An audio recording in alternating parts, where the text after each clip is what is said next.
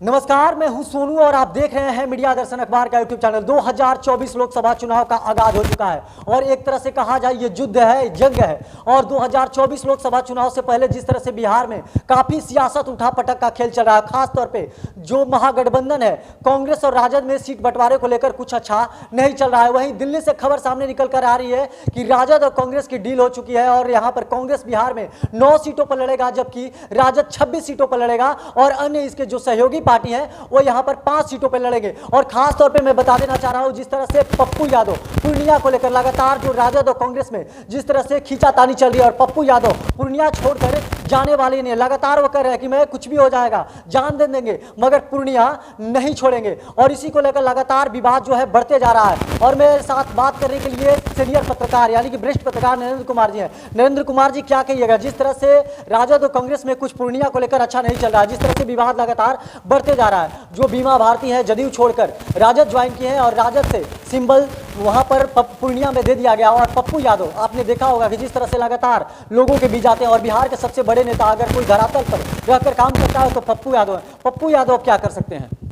बिल्कुल, पप्पू यादव तो जनता के बीच हमेशा रहते हैं, लेकिन यहाँ 2024 का चुनाव बहुत ही महत्वपूर्ण चुनाव होने जा रहा है। सत्ता और विपक्ष के लिए अहम चुनाव है।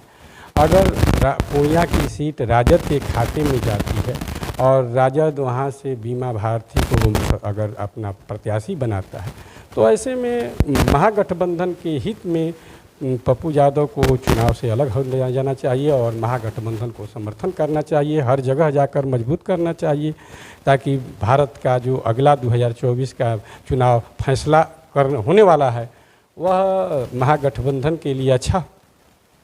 अच्छा, फिर पप्पू यादव कहाँ जाएंगे? पप्पू यादव जिस तरह से लगातार देख रहे हैं कि पूर्णिया के लिए काम करते आए हैं, चाहे कोसी का बाढ़ हो, आपने देखा होगा, चाहे कोरोना का टाइम हो, चाहे अन्य भी कोई भी समस्या हो, कोई भी आपदा हो, वहाँ पर पप्पू यादव ऐसे बिहार के नेता हैं जो सबसे पहले पहुँचते हैं और पूर्णिया छोड़ने पर कह रहे हैं कि पूर्णिया किसी भी हाल में छोड़ेंगे नहीं, मर जाएंगे मगर पूर्णिया नहीं छोड़ेंगे। बिल्कुल, पप्पू यादव हमेशा मौजूद रहते हैं, यह तो सही बात है, लेकिन कभी कभी राजनीति में त्याग भी करनी पड़ती है। अगर आज 2024 का चुनाव ऐसा चुनाव है जिसमें त्याग की बहुत ज़रूरत है और बड़े नेता जो हैं उनको तो और त्याग की ज़रूरत है। अगर पप्पू यादव अपना त्याग दिखाते हैं तो यह आगे उनके राजनीतिक भविष्य के लिए अच्छा ही रहेगा, हम तो यही कहेंगे। लेकिन उनकी जो पार्टी है जन अधिकार पार्टी, उन्होंने कांग्रेस में मर्ज कर लिया। इससे पहले वो मर्ज करने से पहले लालू प्रसाद यादव जो राजद के सुप्रीमो हैं उनसे भी बात की थी और इसके कहने पर ही जाकर उन्होंने कांग्रेस में मर्ज किया। मगर शायद ये संभावनाएं लगा दे रहा है, जिस तरह से पॉलिटिक्स चल रहा है, जिस तरह से राजनीति हो रहा है, साफ तौर पर कहना है कि लालू प्रसाद यादव ये चाह रहे थे कि पप्पू यादव की जो पार्टी है वो अपनी पार्टी को राजद में मर्ज करते। ऐसा नहीं लग रहा है कि लालू यादव और तेजस्वी यादव पप्पू यादव के साथ राजनीति कर रहे हैं कि कोई यादव का जो चेहरा है, कोई बड़ा चेहरा पप्पू यादव न बन जाए? पप्पू यादव अपने आप में बड़ा चेहरा है और वह राजद उनको किसी भी तरह से कम नहीं कर सकता है, लेकिन जिस कांग्रेस में उनका जाना स्वाभाविक है, चूँकि वह उनकी पत्नी भी पहले सांसद रही है और उन कांग्रेस से उनका गहरा संबंध रहा है। इस सब में ऐसे में कोई आश्चर्य नहीं है।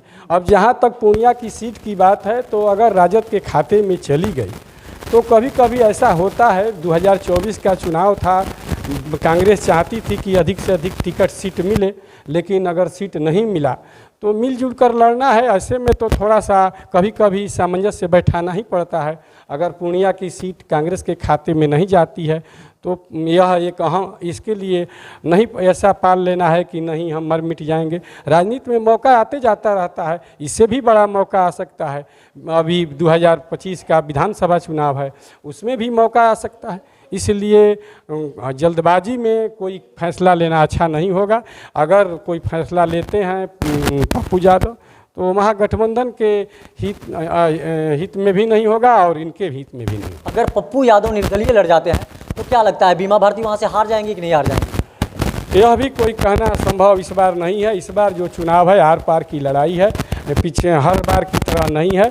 पप्पू यादव का भी उस तरह का स्थिति नहीं रहेगा। लड़ाई आर पार की है। बीमा भारती हारेंगी या जीतेंगी कहना नहीं है कि लड़ाई में बीमा भारती रहेंगी। लेकिन पॉलिटिकल जो बैकग्राउंड देखा जाए, जिस तरह से भी कभी भी लोकसभा का चुनाव जो बीमा भारती है लड़ी नहीं है और एकाएक पूर्णिया से कह रही है कि मेरे पप्पू यादव अभिभावक हैं, हम उनको मना लेंगे, और पप्पू यादव छोड़ने पर तैयार नहीं है पूर्णिया को। राजनीति में कुछ भी संभव हो सकता है, इसलिए अभी कुछ नहीं कहा जा सकता है। आला कमान की निर्देश मिलता है और उस अनुसार चलता रहता है, तो मनाने और मानने की बात है तो होगा ही।